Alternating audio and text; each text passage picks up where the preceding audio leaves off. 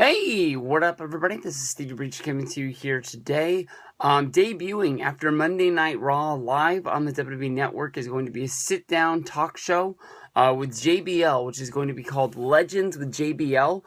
In the first episode, it's going to be a guest of Eric Bischoff, and I think this is going to be a really good show. Honestly, JBL is a guy who doesn't do a lot of wrestling talk interviews. Of course, he's done Fox News, talking business and stocks and everything like that. And if that's what you're into, you could tune in and watch this guy on television all the time. But, you know, I've only heard one interview with JBL in the whole time I've been listening to wrestling podcasts, and that was years ago on the Dave Lagana podcast, where Lagana called up and they talked about the week of 9/11 for the WWE superstars, and JBL was one of the guests that were on there, and he told stories about, you know, going to New York City and going to the site of the trade towers and walking around and you know, giving hope to the people that were there, you know, digging through the rubble and you know, just showing you know, these people that the WWE cared about them and things like that. And they talked about everything that went into doing the live SmackDown that week, which I believe was in Houston, and how basically you know, people were spread out all over the state just because there was nowhere to really put everybody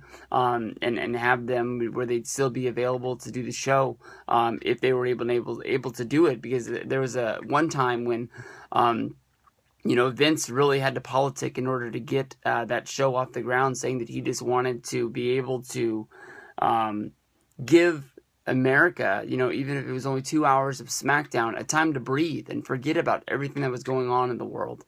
And I thought that JBL was really good on that show. And as far as I know, he's never done Wrestling Observer. He's never done the Stone Cold Steve Austin podcast. He's never done, you know, JR. He's never done any of those. So being able to hear him, even if he is the host, just being able to shoot the shit with guys, I think this is going to be a very good platform for him. In his first episode, he's going to be having Eric Bischoff, who, you know, was very adamant on his Twitter that he wanted time on the WWE Network in order to tell his side of the story of the WCW Monday Night War. And I see that, you know, this week, Eric Bischoff is going to be getting a show of his own where he's going to be talking about the top 10 moments of WCW, or his career, I guess you can say. Because I can see here on the countdown, they talk about Billy and Chuck. So I'm guessing that they're going to be having some WWE moments in there as well in his top 10. But basically, he felt that when he watched the WWE Monday Night War series on the WWE Network, that the WCW side was not shown as true as it once was. You know, everybody knows from buying the DVDs or watching the documentaries, WWE likes to retell history and not really tell it the way it was. I don't own the Monday Night War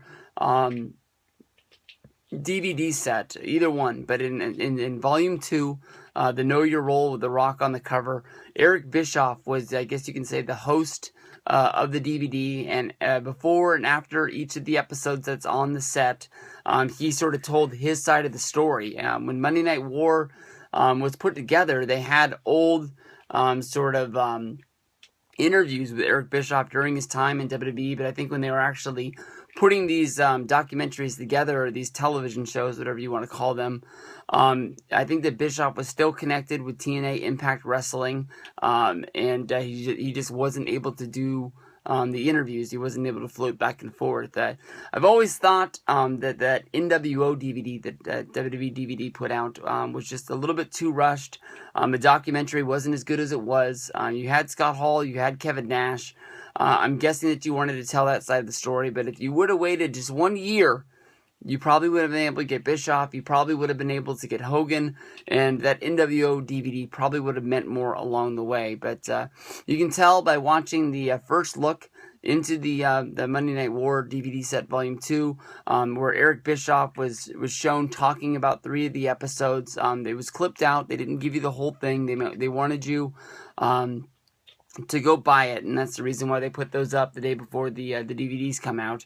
But you know, he was very adamant about the war between WCW and ECW, saying that Paul Heyman, who is on the documentaries, did not tell the story the way it was. He basically was very against WCW, saying that they were plucking talent from ECW. Every time they made a star, they would grab him, whether it was Eddie Guerrero, Dean Malenko, Chris Jericho, and Eric Bischoff says that, due to a agreement with New Japan Pro Wrestling, where they were trading guys back and forth, this is how they were able to get Eddie Guerrero and Dean Malenko and guys like that, and it wasn't that he was watching ECW and taking him. So I'm really looking forward to this sit-down discussion. I'm hoping that this is a half-hour show, but I think this should be a fun one to sit down. I remember when Unfiltered started with Renee Young, it was only a 10 to 15 minute sort of deal. It was over before it began. So I'm hoping that they give JBL some time. This will be a good thing. It's sort of going to be the same setting as a podcast, it looks like, but it's going to be it's just going to be on TV. So we'll see how it goes. Legends with JBL debuts tonight after Monday Night Raw.